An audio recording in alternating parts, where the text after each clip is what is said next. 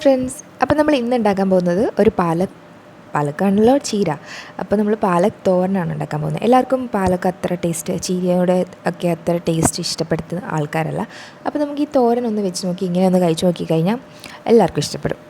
അപ്പം ഈ ചീര എന്നൊക്കെ പറയുന്നത് ആഴ്ചയിലൊരിക്കലെങ്കിലും, അറ്റ്ലീസ്റ്റ് ആഴ്ചയിലൊരിക്കലെങ്കിലും കഴിക്കേണ്ട ഒരു സാധനമാണ്. നമ്മുടെ ബോഡിക്കും ഒക്കെ വളരെ നല്ലൊരു ഹെൽത്തി ആയിട്ടുള്ളൊരു സാധനമാണ്. അതുപോലെ തന്നെ നമ്മുടെ ക്യാൻസർ സെല്ലിനെ വരെ കളയാനുള്ള ഒരു കഴിവ് ചീരയ്ക്കുണ്ട്. അതുപോലെ തന്നെ അയൺ, ബോൺസിന് എല്ലാത്തിനും വളരെ നല്ലൊരു സാധനമാണ് നമ്മുടെ ചീര എന്ന് പറയുന്നത്. ചീര എങ്ങനെ വേണമെങ്കിലും കഴിച്ചാലും അതിന് നല്ല ബെനിഫിറ്റുള്ളൊരു സാധനമാണ് ചീര.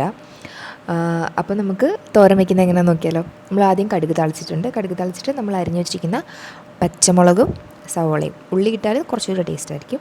അതിട്ടിട്ട് കുറച്ച് ഉപ്പിട്ടിട്ട് നന്നായിട്ട് വഴറ്റിയെടുക്കുന്നുണ്ട്.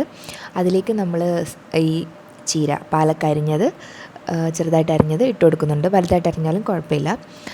ഈ പാലക്കെന്ന് പറഞ്ഞാൽ പെട്ടെന്ന് ചീര നമുക്കറിയാമല്ലോ, തോരൻ വയ്ക്കുമ്പോൾ പെട്ടെന്ന് ഒരുപാട് അരിയുമ്പോഴൊക്കെ ഒരുപാട് തോന്നും, നമ്മൾ വെച്ച് കഴിയുമ്പോഴേക്കും നല്ലതായിട്ട് കുറവായിരിക്കും. അപ്പോൾ നമ്മൾ അതിനനുസരിച്ച് ഒരുപാട് അരിഞ്ഞ് വെച്ചാലും, പക്ഷേ നമുക്ക് കറി ആകുമ്പോഴേക്കും ഇത്രയേ കാണത്തുള്ളൂ. അപ്പോൾ നമ്മൾ ഈ ചീര, ഈ പാലക്ക് നമ്മൾ അടച്ച് വെക്കുന്നില്ല കേട്ടോ. ഒരു കാരണവശാലും അടച്ച് വെക്കരുത്. തോരൻ വയ്ക്കുമ്പോഴേക്കും അടച്ചു വെച്ച് കഴിഞ്ഞാൽ ഇത് പെട്ടെന്ന് ഇതായിപ്പോവും, ഭയങ്കര തോരൻ്റെ ആ ഒരു ഭംഗി വരത്തില്ല. അതുകൊണ്ട് നമ്മൾ തുറന്ന് വെച്ചിട്ടാണ് ഇത് വേവിക്കുന്നത്. നന്നായിട്ട് വെള്ളം വരും, ഇത് നന്നായിട്ട് വെള്ളം ഉള്ളൊരു സാധനമാണ് ഈ ചീര എന്നൊക്കെ പറയുന്നത്. അപ്പോൾ അതിലേക്ക് നമ്മൾ ഇളക്കി കഴിയുമ്പോൾ ഇപ്പോൾ തന്നെ നോക്കുക, ഇത് പകുതിയേ ഉള്ളൂ. നമ്മൾ ഇട്ട സമയത്ത് ഇഷ്ടം പോലെ ഉണ്ടായിരുന്നല്ലോ, ഇപ്പോൾ പകുതിയല്ലേ ഉള്ളൂ. അപ്പോൾ നമ്മളിങ്ങനെ വെള്ളം വരുന്നത് നന്നായിട്ട് പറ്റിച്ചെടുക്കണം, എന്നാലേ തോരൻ്റെ ആ ഒരു ഭംഗി വരത്തുള്ളൂ. തേങ്ങ നമ്മൾ കൂടുതലിടുന്നുണ്ട്.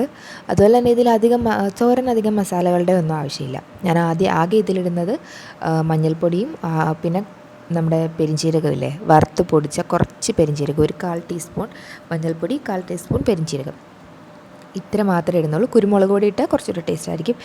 ഇപ്പം ഞാൻ ഇടുന്നില്ല, പെരിഞ്ചീരകം ഇടുന്നതുകൊണ്ട് കുരുമുളക് പൊടി അങ്ങനെ ഇടുന്നില്ല. അപ്പോൾ ഈ വെള്ളം നന്നായിട്ട് പറ്റി വരണം. നന്നായിട്ട് വറ്റി വന്നു കഴിഞ്ഞാൽ ആ തോരൻ്റെ ഒരു ഭംഗി വരത്തുള്ളൂ. ഇത് കഴിഞ്ഞ് നമ്മൾ തേങ്ങ ഇട്ടിട്ട് നന്നായിട്ട് വഴറ്റിയെടുത്ത് കഴിഞ്ഞിട്ട് നമ്മൾ മുട്ട ഇടുമ്പോൾ കുറച്ചൊരു ടേസ്റ്റ് ആയിരിക്കും. അപ്പോൾ ഈ തോരൻ, ഇലക്കറികൾക്കൊക്കെ തോരൻ വയ്ക്കുകയാണെങ്കിൽ മുട്ട ഇട്ട് കഴിഞ്ഞാൽ നല്ല ടേസ്റ്റാണ്. ഇതൊരു നൊസ്റ്റുമാണ്. നമ്മൾ പണ്ട് ചീര തോരനൊക്കെ വയ്ക്കുമ്പോഴേക്കും മുട്ട ഇടാറുണ്ട്, ഇപ്പോഴും ഇടാറുണ്ട്. മുട്ട ഇട്ട് കഴിഞ്ഞാൽ നമ്മൾ കുറച്ചുകൂടെ ശ്രദ്ധിക്കണം. നന്നായിട്ട് ചിക്കി ഇങ്ങനെ നന്നായിട്ട് തോരനാക്കി ഇങ്ങനെ ഇളക്കി ഇരിക്കണം, എന്നാലേ അതിൻ്റെ ഒരു കറക്റ്റ് ഒരു ഭംഗി വരത്തുള്ളൂ.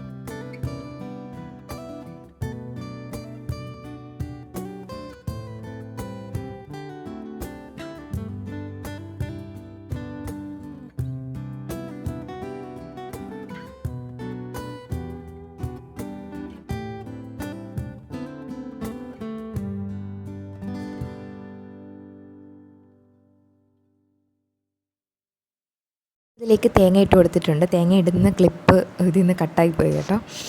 അപ്പോൾ നമ്മൾ തേങ്ങ കുറച്ച് കൂടുതൽ ഇട്ട് കൊടുത്തിട്ടുണ്ട്. തേങ്ങ ഇട്ട് കൊടുത്തിട്ട് നന്നായിട്ട് ഇങ്ങനെ വഴറ്റി വെച്ചിരിക്കുകയാണ്.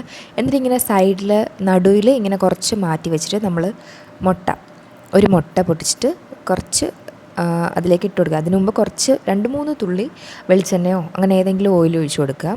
മുട്ട താഴെയൊന്നും അധികം പറ്റിപ്പിടിക്കാതിരിക്കാൻ വേണ്ടിയിട്ട്. പിന്നെ ആ മുട്ടയ്ക്ക് മാത്രം ആവശ്യമായിട്ടുള്ള ഒരു നുള്ളു ഉപ്പിട്ടാൽ മതി. അങ്ങനെ മുട്ടയിട്ടിട്ട് നമ്മൾ ഇതുമായിട്ട് നന്നായിട്ട് മിക്സ് ചെയ്ത് നന്നായിട്ട് കൊടുക്കണം. നന്നായിട്ട് മിക്സ് ചെയ്ത് കുറച്ച് സമയം എടുക്കും, ഒരു 5-10 മിനിറ്റ് എടുത്ത് നന്നായിട്ടൊന്ന് ഇളക്കി കൊടുത്തു കഴിയുമ്പോൾ നമ്മുടെ തോരൻ റെഡിയാവും. അപ്പോൾ ഇതുപോലുള്ള വീഡിയോസ് നിങ്ങൾക്ക് കാണാൻ താല്പര്യമാണെന്നുണ്ടെങ്കിൽ നമ്മുടെ ചാനലൊന്ന് സബ്സ്ക്രൈബ് ചെയ്യുക. അതുപോലെ തന്നെ നമ്മുടെ ബെല്ലൈക്കണും കൂടെ ക്ലിക്ക് ചെയ്താൽ നമ്മൾ ഇനി ഇടുന്ന വീഡിയോസൊക്കെ നിങ്ങൾക്ക് നോട്ടിഫിക്കേഷനായിട്ട് വരും. അപ്പോൾ നമ്മൾ ഇനി ഇടുന്ന വീഡിയോസൊക്കെ നിങ്ങൾക്ക് കാണാൻ പറ്റും. അതുപോലെ തന്നെ നമുക്ക് ഫ്രണ്ട്സിനും നിങ്ങളുടെ ഫാമിലിക്കും ഒക്കെ ഒന്ന് നമ്മുടെ വീഡിയോ ഒന്ന് ഷെയർ ചെയ്ത് കൊടുക്കുക.